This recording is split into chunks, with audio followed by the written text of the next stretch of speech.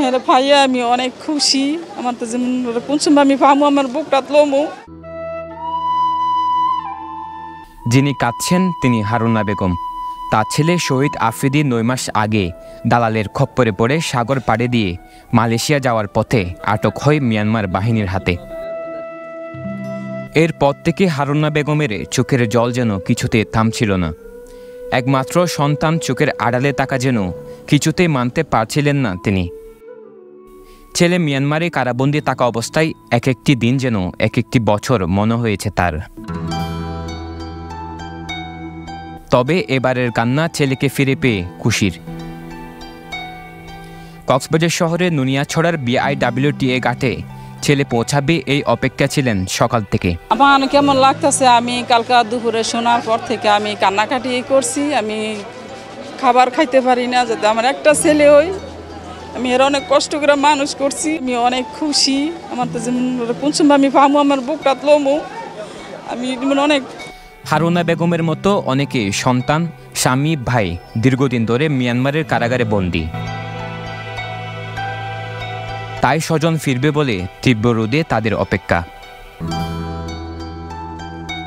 85 জন বাংলাদেশি নাগরিক মিয়ানমারের কারাগার থেকে ফিরে হস্তান্তর প্রক্রিয়া শেষে যখন স্বজনদের হাতে বুঝিয়ে দেওয়া হয়, তখন বুকে জড়িয়ে কান্নায় ভেঙে পড়ে অনেকেই।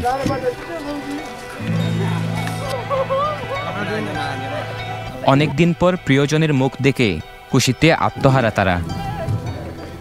1 বছর 2 মাস ওয়াল্লাহ শান্তি লাগে রে বাজিয়া। দেন মানে কেন মানে কি দুনিয়াতে আবার জন্ম হয়ে সময় লাভ ইনশাআল্লাহ দোয়া। খুশি লাগতেছে, অনেক আনন্দ। আমার বাইক না হয় কেমন লাগছে? অবশ্যই ভালো লাগছে। আমার ছেলে এখন 1 বছর 4 মাস পর ফেরত পাচ্ছি। বাংলাদেশ সরকারের কাছে আমার কৃতজ্ঞ। আমি অনেক অনেক অনেক খুশি হয়েছি। সাগরপথে মালয়েশিয়া যাওয়ার কথা বলে দালালদের খপ্পরে পড়ে নিঃস্ব অনেকেই। মিয়ানমার কারাগার থেকে ছাড়িয়ে নেওয়ার কথা বলে অসহায় অনেক পরিবারের কাছ থেকে লাখ টাকা হাতিয়ে নেওয়ার অভিযোগ উঠেছে দালাল চক্রের বিরুদ্ধে।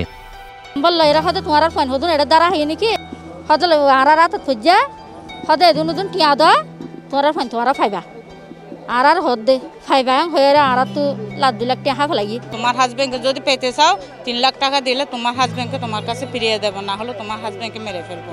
এরকম করে বারবার আমাদেরকে হুমকি দিতেছে। এরপর আমি 1 লাখ টাকা দিছি। এরপর আবার বলতেছে বাকি টাকা দিলে হাজবেন্ড পাবা, না হলে পাবা না।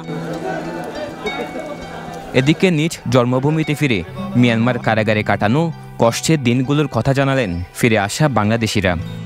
এমনি দালালে দরিয়ে বাঁধিয়ে তুলিয়ে টানা হতো। খানা দিতে 2 বেলা ভাত দিত, 2 বেলা দিত ডাইল, তারপরে আর কালাবুর পানি বলে হয় আকর পানি। জিয়ালের মধ্যে একটু কষ্ট আর কি, প্রচুর পরিমাণ কষ্ট। খানা দেয় শুধু ভাত দেয়, তরকারি দেয় না। চুটকি কেঁচা দেয়, রান্না দেয় না, সিদ্ধ করে দেয় না, কেঁচা দেয়। কিন্তু খাবার দিকে অনেক কষ্ট, খাবার দেয় না, কাঁচা কাঁচা মাছ দিয়ে এগুলো খেতে হয়। মিয়ানমারের বিভিন্ন কারাগারে বন্দী থাকা 85 জন বাংলাদেশি বিভিন্ন মেয়াদে কারাভোগ শেষে দেশে ফিরেছেন। আর কড়া নিরাপত্তায় রাখাইন রাজ্যের অস্থিরতায় বাংলাদেশে পালিয়ে আশ্রয় নেওয়া 115 জন মিয়ানমার সীমান্তরক্ষী বাহিনী BGP এবং 8 জন সেনা সদস্যকে ফেরত পাঠানো হয়েছে। সরওয়ার সাকিব, পেনুয়া নিউজ।